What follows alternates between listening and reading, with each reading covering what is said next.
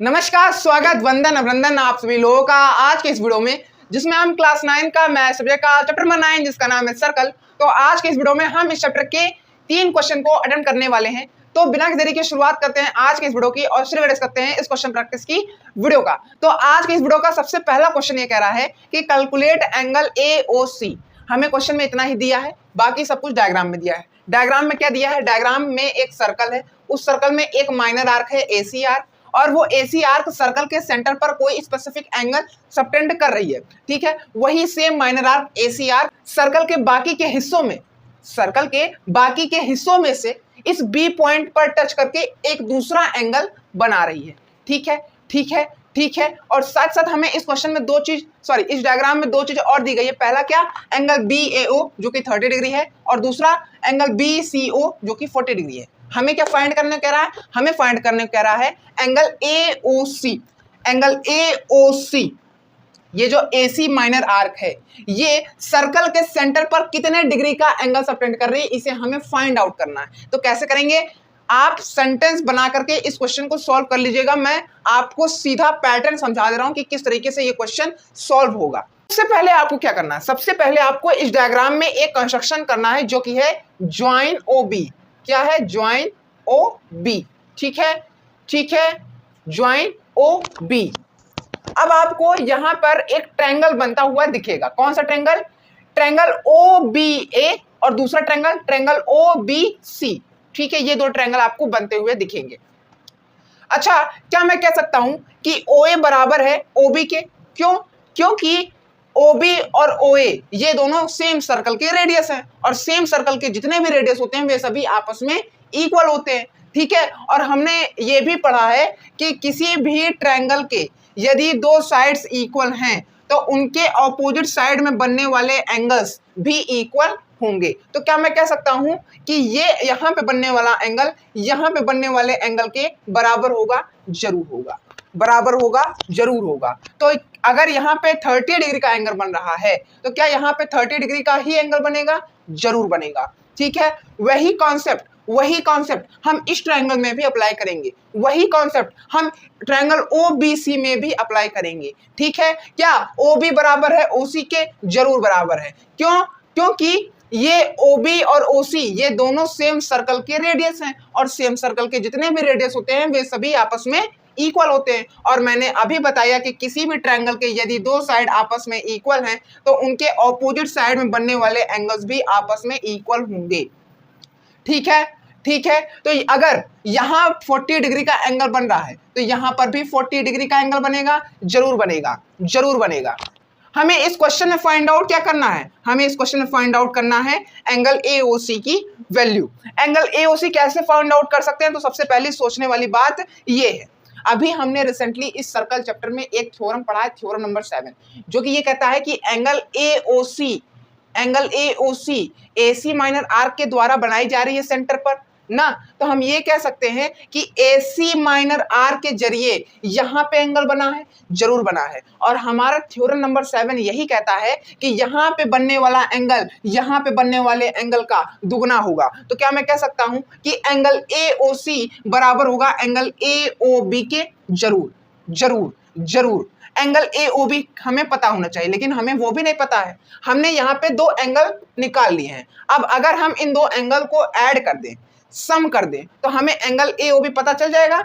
बिल्कुल पता चल जाएगा। तो हम क्या करेंगे? 30 + 40 कर देंगे, हमें मिल जाएगा 70 डिग्री। यही आपका एंगल AOB है। ठीक है, एंगल AOC को निकालने के लिए हम ट्वाइस ऑफ 70 डिग्री करेंगे, हमें मिल जाएगा 140 डिग्री। यही आपका एंगल AOC है, यही आपका एंगल AOC है, और यही इस क्वेश्चन का आंसर है। इस तरीके से आपको इस क्वेश्चन को सॉल्व करना है। तो बिना देरी के अब बढ़ते हैं इस वीडियो के सेकंड क्वेश्चन पर। तो अब आइए बढ़ते हैं इस वीडियो के सेकंड क्वेश्चन पर। इस वीडियो का सेकंड क्वेश्चन ये कह रहा है कि O is the center of the circle, angle subtended by arc BD at the center is 140 degree, BC is produced to P, determine angle BAD and angle DCB। इस question का अर्थ ये है कि एक सर्कल है, उस सर्कल में एक सेंटर है O और एक BD माइनर आर्क है। उसी BD माइनर आर्क के जरिए सर्कल के सेंटर पर 140 डिग्री का एंगल सबटेंड किया जा रहा है। उसी सेम BD माइनर आर्क के जरिए सर्कल के बाकी के हिस्सों में से ए पॉइंट पर दूसरा एंगल सबटेंड किया गया है। तो हमें उस दूसरे एंगल की वैल्यू फाइंड आउट करनी है और उसके साथ साथ इस एंगल DCB की भी वैल्यू फाइंड आउट करनी है। और साथ ही साथ हमें इस क्वेश्चन में ये भी गिवन है कि जो BC है वो P पॉइंट तक एक्सटेंड हुआ है, P पॉइंट तक प्रोड्यूस हुआ है। ठीक है, तो सबसे पहले हम फाइंड आउट करेंगे एंगल BAD की वैल्यू को। क्या मैं इस एंगल BAD की वैल्यू को फाइंड आउट करने के लिए थ्योरम नंबर 7 अप्लाई कर सकता हूं क्या? बिल्कुल कर सकता हूं, बिल्कुल कर सकता हूं। क्यों? क्योंकि देखिए BD माइनर R के जरिए सर्कल के सेंटर पर एंगल सबटेंड किया गया है, सेम उसी BD माइनर R के जरिए सर्कल के बाकी के हिस्सों में से सिर्फ और सिर्फ इसी A पॉइंट पर दूसरा एंगल सबटेंड किया गया है। तो जाहिर सी बात है कि मैं थ्योरम नंबर 7 को अप्लाई करके इस एंगल की वैल्यू पता कर सकता हूं। थ्योरम नंबर 7 क्या कहती है? थ्योरम नंबर 7 इस डायग्राम के पर्सपेक्टिव से ये कहती है कि angle BOD is equal to twice of angle BAD ना। एंगल BOD तो पता है, एंगल BAD हमें निकालना है, तो अगर हमें एंगल BAD निकालना है तो हमें इस 2 को इस तरफ भेजना पड़ेगा। तो क्या होगा? Angle BAD is equal to half of angle BOD। अब एंगल BOD की वैल्यू क्या दिया है? एंगल BOD की वैल्यू दिया है 140 डिग्री, तो उसका हाफ क्या होगा? 70, तो 70 डिग्री एंगल BAD की वैल्यू है। ये हो गई फर्स्ट एंगल की वैल्यू। अब फाइंड आउट करते हैं सेकंड एंगल की वैल्यू। सेकंड एंगल है एंगल DCB। ठीक है, ठीक है। अब मेरी एक और बात ध्यान रखना, और तुम लोग जानते भी हो क्या कि किसी भी सर्कल में अगर कोई माइनर आर्क है तो ये निश्चित है कि उसके साथ साथ एक मेजर आर्क भी होगी, और अगर मेजर आर्क है तो उसके साथ साथ माइनर आर्क भी होगी। ये बात मेरी ध्यान रखना और तुम्हें पता ही होगा। उसी तरीके से इस डायग्राम में BD एक माइनर आर्क है, तो मैं कह सकता हूं कि BD एक मेजर आर्क भी होगी उसी सेम सर्कल में ना। और BD मेजर आर्क के जरिए सेंटर पर रिफ्लेक्स एंगल हमेशा सबटेंड होता है, हमेशा बनता है। यह भी बात मेरी हमेशा ध्यान रखना। तो ये जो BD मेजर आर्क है, ये जो BD मेजर आर्क है, ये सर्कल के सेंटर पर भी रिफ्लेक्स एंगल सबटेंड करेगा। रिफ्लेक्स एंगल कैसे पता करेंगे? तो रिफ्लेक्स एंगल हम 360 में से 140 को माइनस कर देंगे तो हमें इस का रिफ्लेक्स एंगल पता चल जाएगा। तो 360 में से 140 माइनस करेंगे तो हमें मिलेगा 220 डिग्री। तो इस रिफ्लेक्स एंगल की वैल्यू निकल आई 220 डिग्री। ठीक है, क्या मैं सेम उसी तरीके से थ्योरम नंबर 7 को अप्लाई करके इस एंगल की वैल्यू निकाल सकता हूं? जरूर निकाल सकता हूं। कैसे? तो देखिए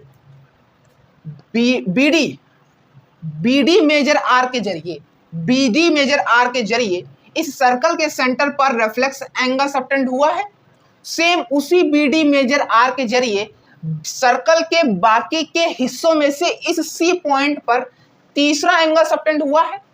तो क्या मैं कह सकता हूं कि हम इस तीसरे एंगल को थ्योरम नंबर 7 को अप्लाई करके फाइंड आउट कर सकते हैं?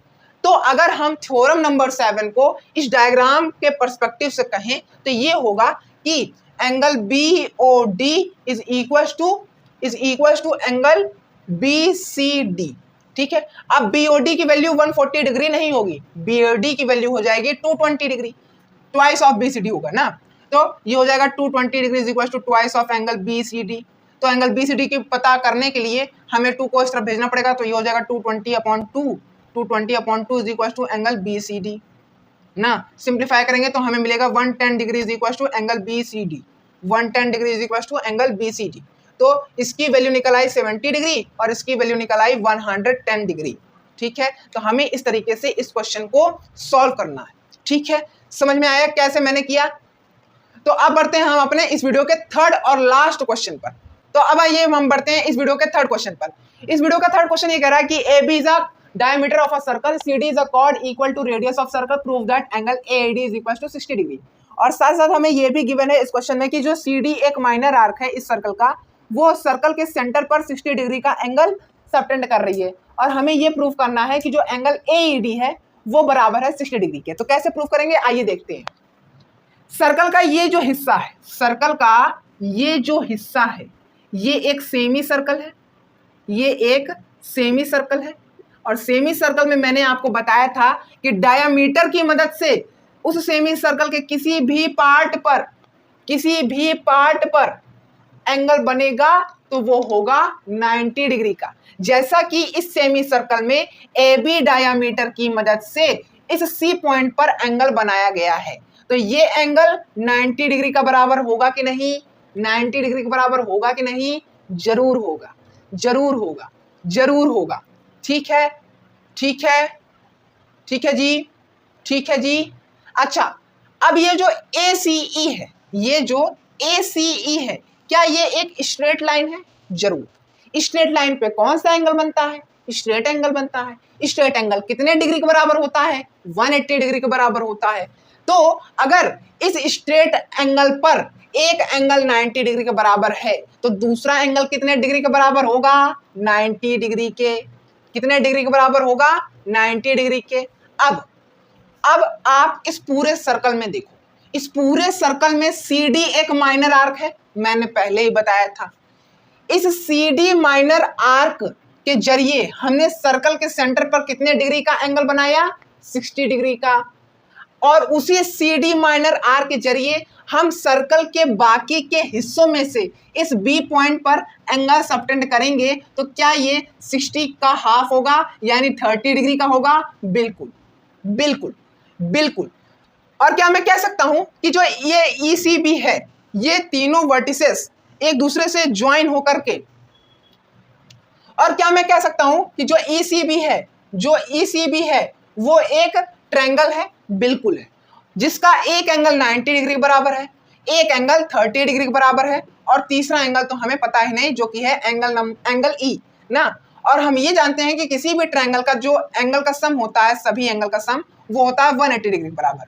तो 90 प्लस 30 हो जाएगा 120 plus E is equal to 180 degree, और E की वैल्यू निकल आएगी 180 माइनस में 120 इज इक्वल टू 60 डिग्री।